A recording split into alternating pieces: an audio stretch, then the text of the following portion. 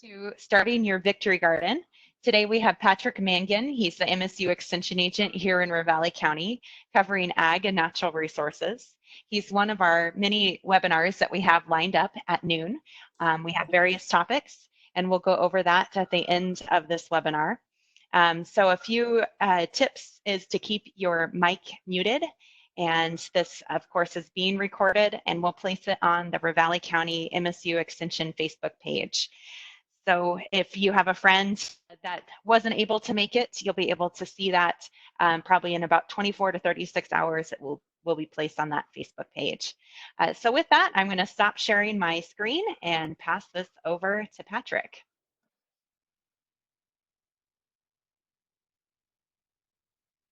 And you can start presenting now. All right, good afternoon, everybody. Thank you for joining us. My name is Patrick Mangan, and I am Caitlin's co-worker in Hamilton, Montana for the Ravalli County Extension Office. And as she said, I work in the program areas of agriculture, horticulture, and natural resources. And I have a presentation for us today about starting our Victory Garden. There's been a lot of interest in gardening popping up lately, and a lot of conversations about people being interested in starting a garden.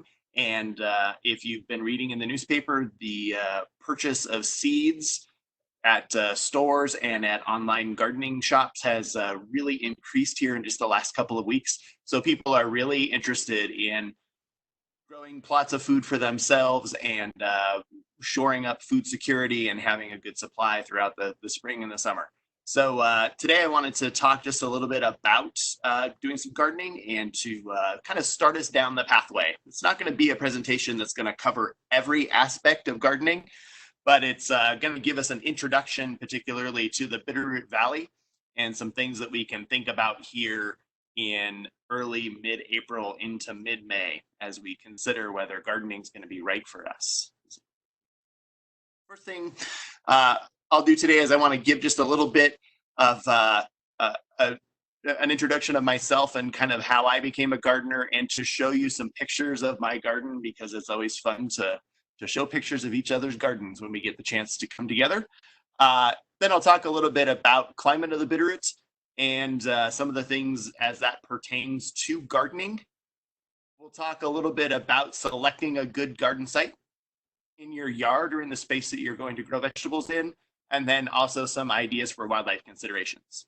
And then we will now have the opportunity to answer some questions at the end. First things first, here is where I learned how to garden, which doesn't look very much like a garden, I'd have to say. I grew up on a small farm in western Montana, just outside of Missoula. We raised beef, cattle, and sheep. Patrick, do you have a presentation? Because I'm not seeing anything on my screen. I do. Let me back out of it here real quick, and I'll see if I am the... Did you assign me as the... I did. I passed the ball over to you. Oh, okay, let me try this. There you go. Thank you. Hey, is that working better? Perfect. Yes, thank you. This is making sense. Let me start that over. Oh, this technology, isn't it wonderful? There we go. I bet everybody can see that now. Perfect. So all those things I just said mostly pertain to the first slide there. So we're going to talk a little bit about Bitterroot climate. We're going to talk a little bit about selecting a garden site and wildlife considerations. And then I'll answer your thoughts towards the end. Perfect. So first off, where I began as a gardener, some great pictures here. I grew up on a small farm. We raised cattle.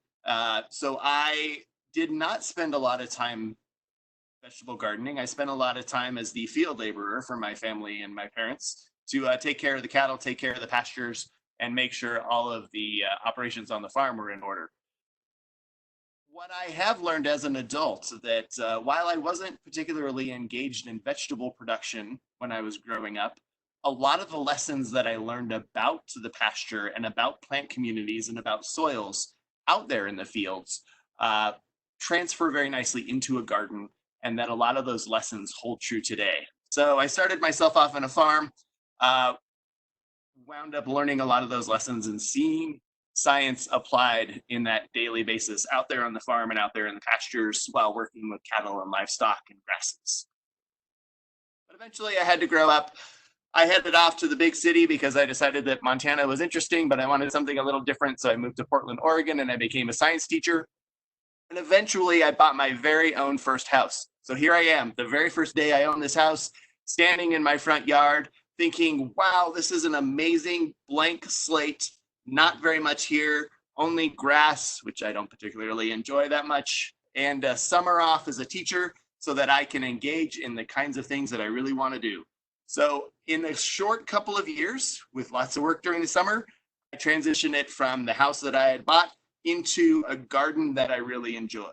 So I had the opportunity to enjoy the climate of Portland, Oregon and Western Oregon, where almost anything grows and it just springs up out of the ground. So that was a great opportunity, but transitioned our front yard into both an edibles and an ornamental garden. So I have some great edible boxes filled with vegetables and flowers, trees and berries along the side of the house and into the back, and then some ornamentals around the other side. It really created a nice space to allow for living inside and outside. This is our backyard where we can do some entertaining and relaxing. Really small house, so we spent a lot of time outside because the house was just a little tiny thing. But then also produced a lot of our own food. We had fruit trees, we had berries, we had annual vegetable gardens. So we have potatoes and onions and lots of different greens coming up here in these early beds. So an opportunity to really learn and experiment and grow a lot of great food for ourselves, and to engage in having a edible garden space. Grew a lot of different food for myself. I learned to can and to put some of these things into preserved environments so that I could enjoy them throughout the winter, and just really enjoyed my hand into growing and growing and growing. It's a lot of fun.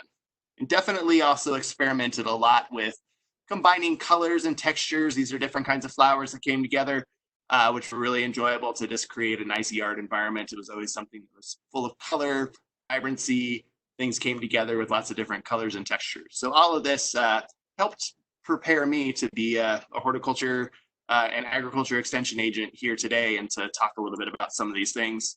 And I always think about, this is my backyard, and I just always thought about how enjoyable of a living space that was, to go out there and spend the evening with some friends and have dinner and just enjoy the flowers, enjoy the plants, enjoy everything that was growing. But Montana called me back, so I came into a really different environment.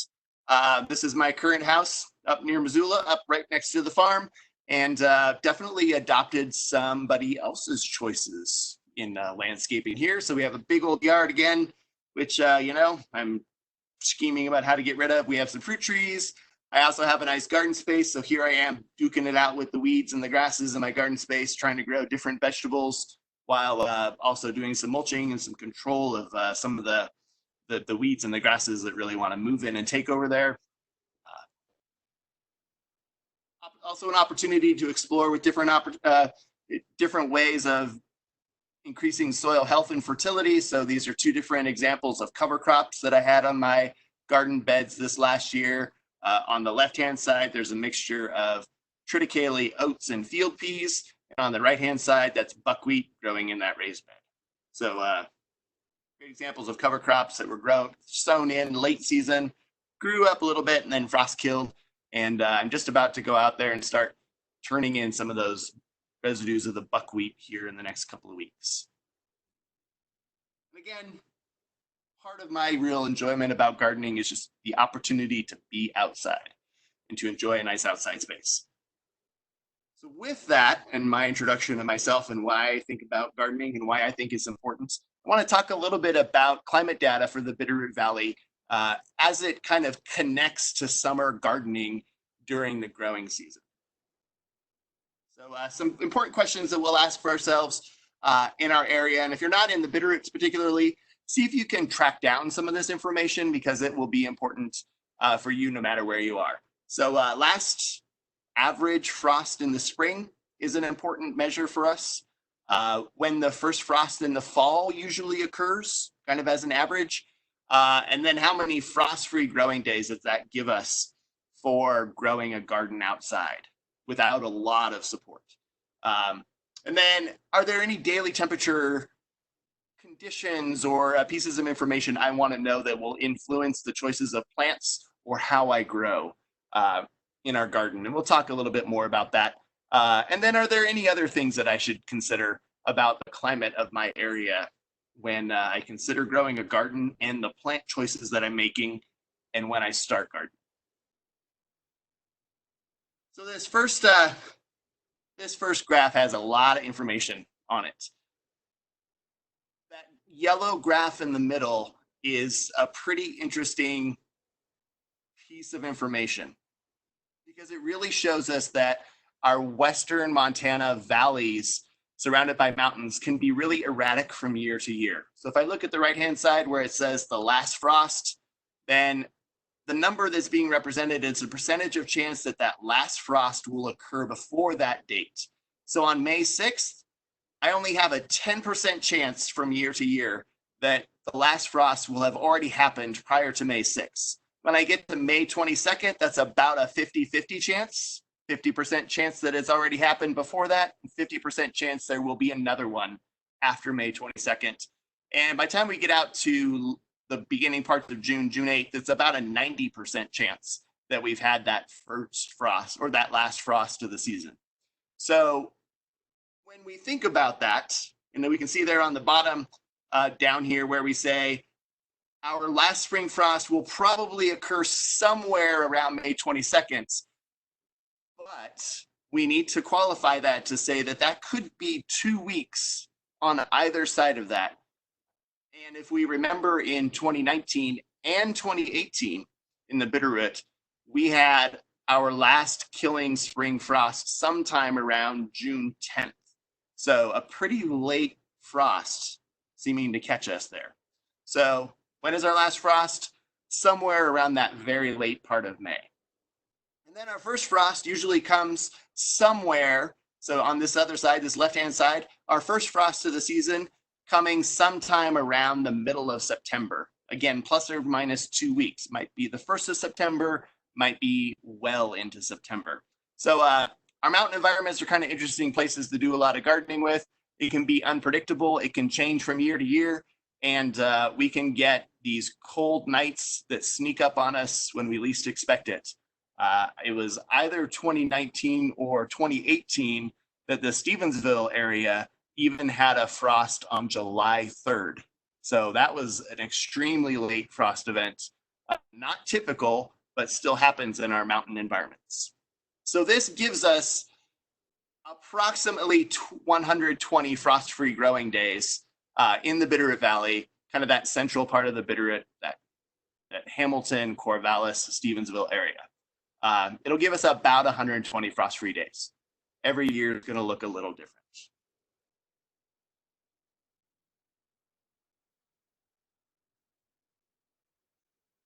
We also have some precipitation that is fairly predictable that we can talk a little bit about and how that applies to our gardening.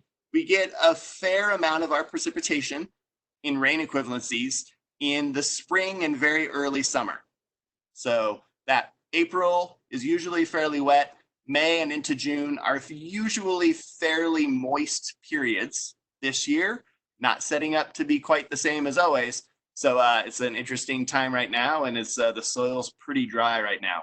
But typically we have a good amount of precipitation and some cooler temperatures, April, May into June. But at some point in June, the rain shuts off, the sun comes out, and we get long, dry, hot summer conditions during the days with low humidity.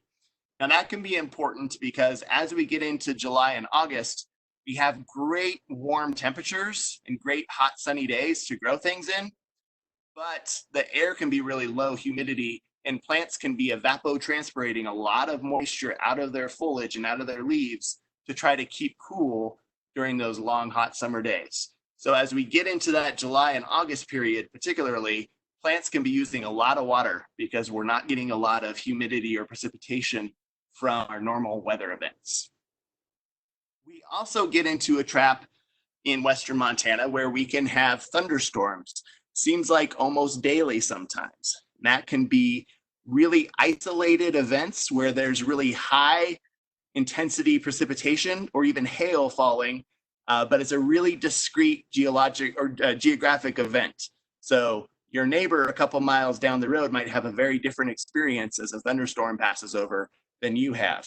Your garden might be obliterated by hail, your neighbor might be spared, or you might get 3/4 of an inch of precipitation, but your neighbor will stay dry.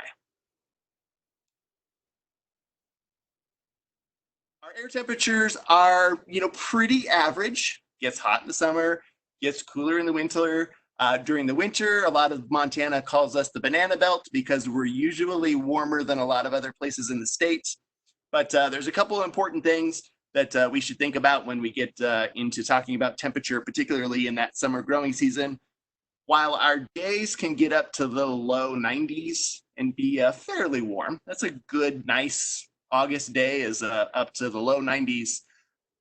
Most of our nights will get fairly cool down to the low 50s or even the mid 40 degrees at night. So we cool off pretty well every single night as part of our mountain environments. Other places, even in the state, don't do that.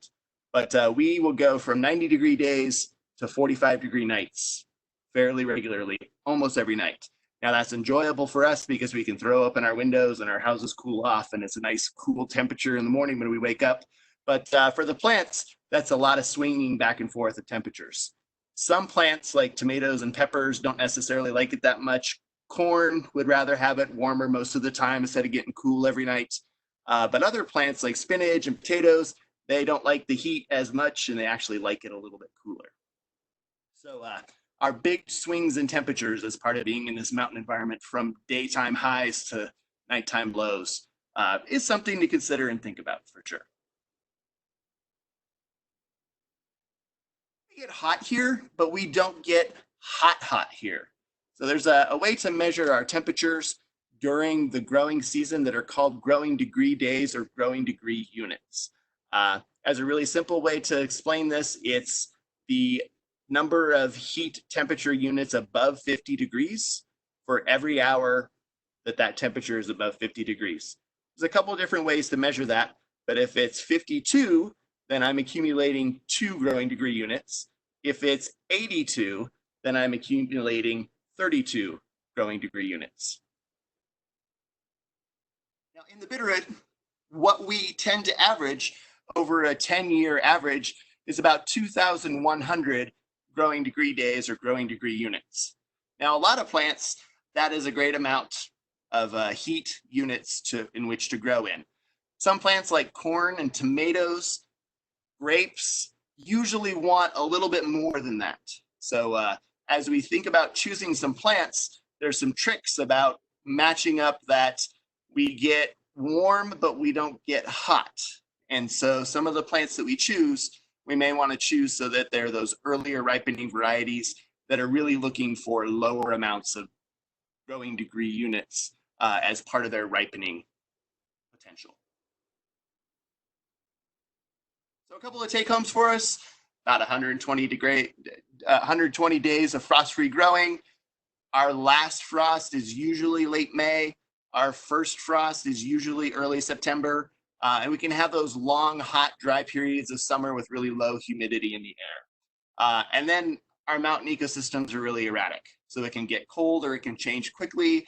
We can get thunderstorm and hail coming at any time, and it can just cause havoc with our gardening experience.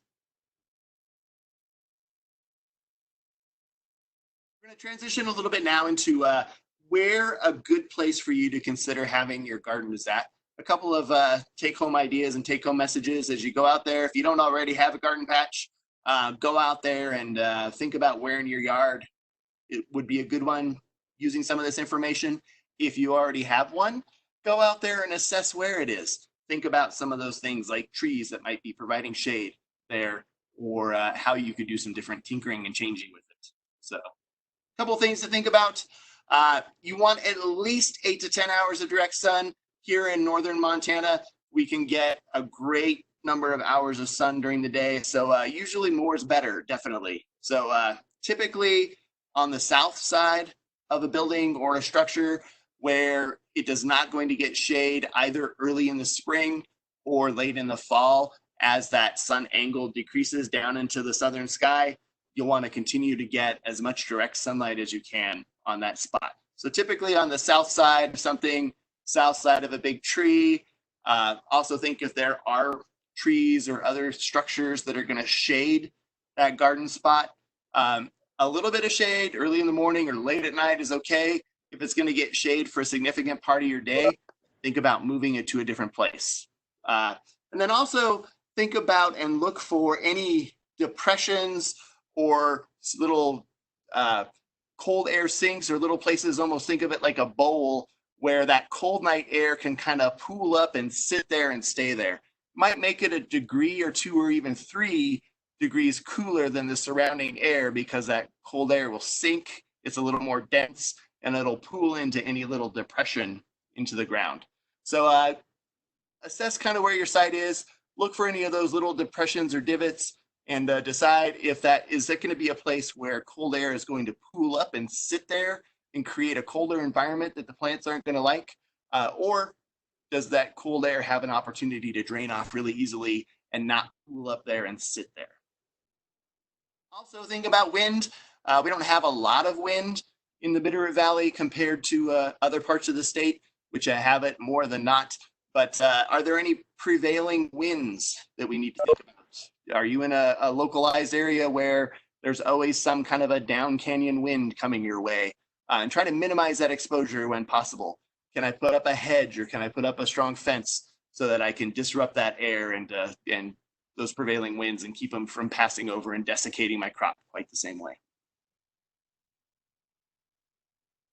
A couple other thoughts to think of. What are you going to use for your water source and how close is it? How long do you want your hoses to be? How much do you want to be dragging it around?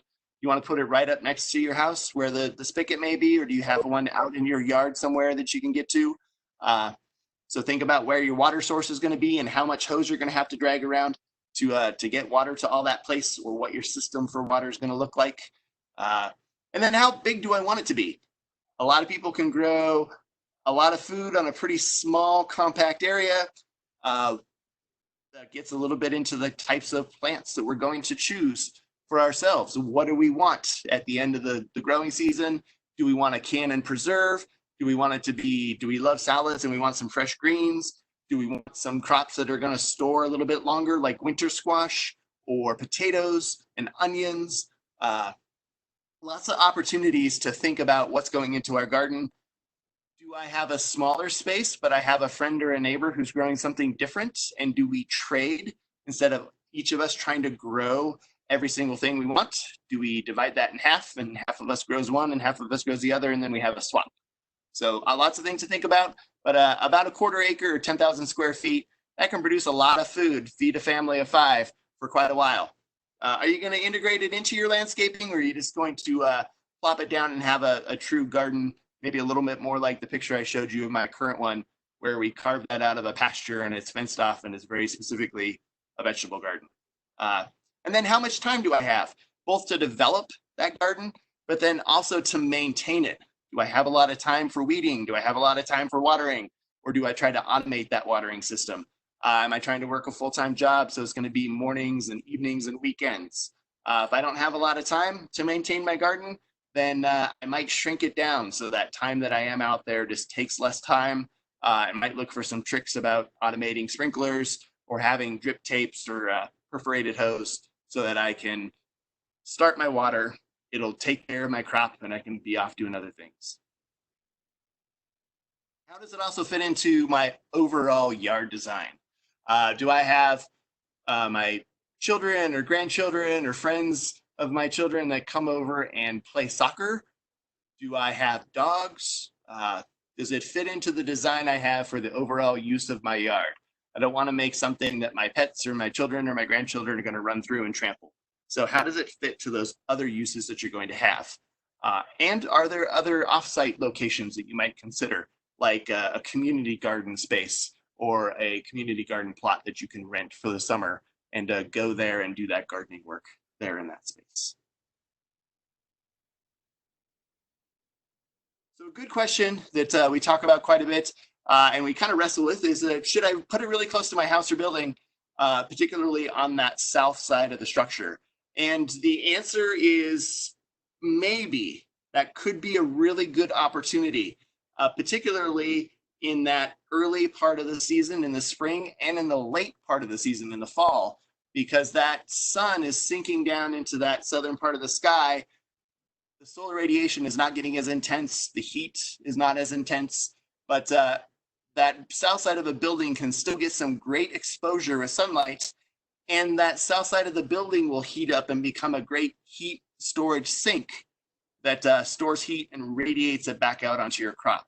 So for that reason, it's a great opportunity to do a little bit of season extension by putting a garden space on the south side of a structure that's going to absorb a lot of heat and radiate that back out on both ends of those seasons. But the other part of that is true as well, in that as that heat continues to build, some plants will get beyond where that's their optimal growing conditions, and that heat loading might be a little too much. It might burn the foliage, it might stress them out with heat stress, and it might cause them to stop growing their vegetable or their tuber or their flower and go more into survival mode of just evapotranspirating and trying to make it through that heat period of time, more in the middle of the summer. Also, if there are big windows or reflective surfaces that are going to redirect the sun's sunlight and intensify it, specifically windows, you might get some burnt foliage from that microscope type or magnifying glass type of action with big reflective surfaces. So the south side of a building can be a great location, but also think through some of the consequences of having a big heat sink there. Some plants are going to love it. Other plants really don't like that much heat. And then the last one is, we have lots of wildlife in Montana, and they love what we grow too, just as much as we do. So some ideas for us about how to try to keep them out and keep them from eating all of our vegetables as we start planting them out. So definitely, when you're working in deer country, a 6 to 8 foot fence is recommended. It can be really expensive, and there's some short ways that you can kind of to get around it by using cheaper materials or not putting it all in. You generally get what you pay for, but there definitely are some tricks that you can work on the short term to try to keep the deer out of there. Couple considerations for you to think about is how big of an area are you trying to exclude? And when you do that, how are you going to get in there easily to weed and water and harvest and do the things you need to do? Is it important for you how it looks as far as visual appeal? Is it important to your neighbor as well? And then how can those fencing designs and materials that you're using maybe cause unintended issues for your dog, or maybe trapping birds, catching them in bird netting, or some of that cheap netting and wrapping them up in there and causing some health concerns for that wildlife. So there's a lot of different kinds of materials out there. There's woven wire, there's electric wire, plastic or wire meshes, and then even wood. So we'll just look at a couple of pictures here real quick. If you're putting in a full electric fence, an 8-foot electric fence, can be kind of a moderate cost overall. It's kind of in the middle. $150 to $250 per foot installation. Definitely with the electric fence, you put a little bit of attention on those. So paying attention and getting those corner posts braced and really deep helps out quite a bit so it doesn't pull them over. Part about electric fencing is it has to maintain good electrical charge and good electrical connectivity in order to work. So if you have electric wire and you have grasses or things kind of growing up onto the wire and touching the wire, it'll start grounding it out and it'll short it out and minimize the charge that you get as an impact. So there's a lot of maintenance involved with just keeping grass and foliage and vegetation off those wires to keep that electricity charged the most. Just takes some maintenance to do that, but can be really effective, but particularly works best when the deer are hesitant. If they're being chased by neighborhood dogs or coyotes or something where they're fearful, they may take the opportunity to try to still jump through that fencing and get into your garden if they're being chased by what they perceive as to be a predator. Another example of a fence would be a woven wire fence. It's definitely a lot more expensive to install that. You can get either 2 4-foot sections or an 8-foot tall woven wire fence. It's very effective once you get it up, and you don't need to maintain it, but it's a lot more expensive, or there's very little maintenance to it, but it is definitely more expensive on that installation side of the cost. Also, opportunity for some hybrid models. Do you put mesh on the bottom, wires on top? This design of fence is one that I haven't seen any research on how well it's been tested before, but the idea being that you tilt outward away from the garden, you tilt the top out so that when a deer approaches it, it has that visual appeal of not being able to jump high and far at the same time. Deer are pretty good at jumping high. Deer are pretty good at jumping far. They're not very good at doing both of those at the same time. So if you make something that increases the distance they have to jump and is still pretty high, it would confuse them. It would give them a visual cue to not try to jump over that, and they may avoid that. Haven't seen a lot of research on that, but it's something that they suggest in some of the gardening catalogs as a possibility. So mesh netting also works. It's definitely a cheaper alternative, something that you can put up fairly temporarily. There's a lot of different costs and quality of product, varying levels of efficacy in that. And then also that's where we start getting into concerns for bird capture and having birds get entangled up in that. Another way to think about it too is to do some micro enclosures instead of doing a full exclusion. Can I fence off just raised beds, or can I put up just some temporary mesh right over the top of my bed? Also a consideration for birds in certain situations like strawberries or berries where you're trying to keep them out of your berry patch. So can I fence off and do more of a micro enclosure only in that critical area? It's cheaper to construct for sure usually, and you can do some fun things with PVC pipe or different things to create a framework for that. Does it allow you to get in and out of that space easily? That's one of the considerations for you to think about when you're putting together a system like this is, how do I get in there and harvest and water and weed and do the things I need? All right, so now if you don't have a site already, go out there and you start envisioning where you want your space to be and what it might look like in that near future. If you already have a space, definitely go out there and take a little bit of information and assess how is it looking and where's it going, and do I have big shade trees that I should think a little bit more about? Do I have those prevailing winds? What kinds of things do I face? With that, I would be happy to answer questions. It could be via chat, or you can unmute and ask a question directly.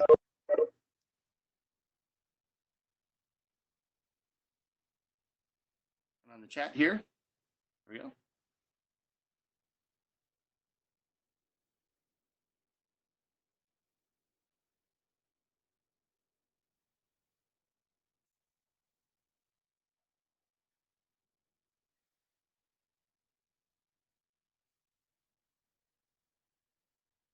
I have a couple questions for you, Patrick.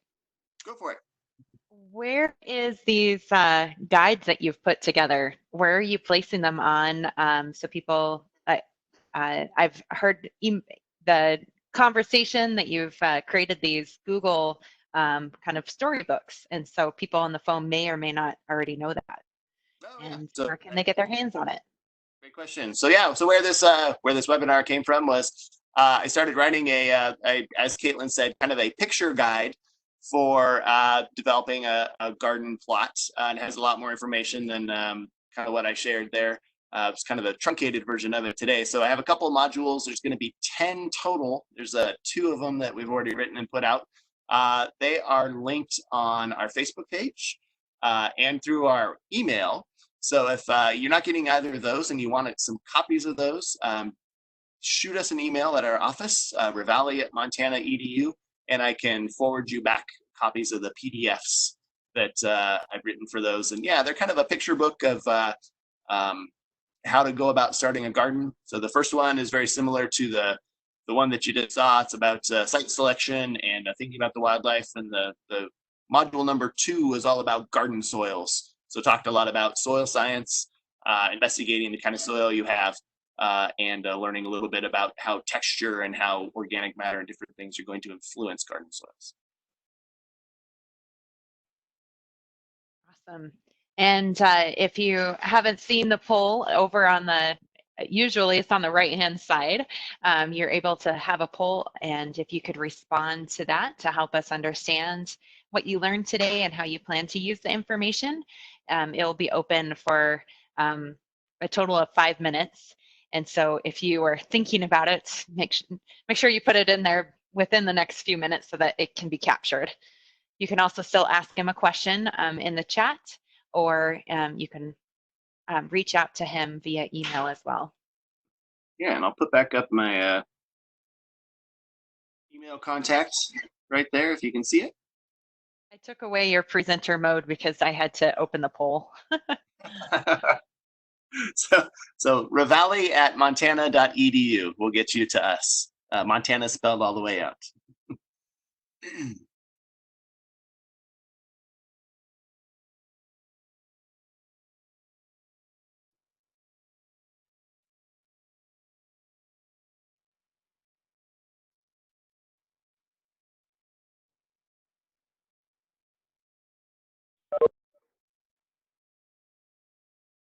Right. Well, I'm going to stop the recording, and if anybody has any questions, you know how to reach us, and please complete that. And then to let you know, tomorrow's program is using an app called Malime for meal planning, and that is going to be taught by Haley Barker. She's the extension agent in Stillwater County. On Thursday, we have simple ways to support your mental health, and that's at noon as well on Thursday, April 9th.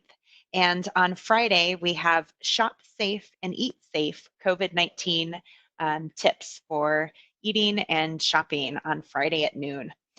You can use the same login as what got here today, and we hope you join us.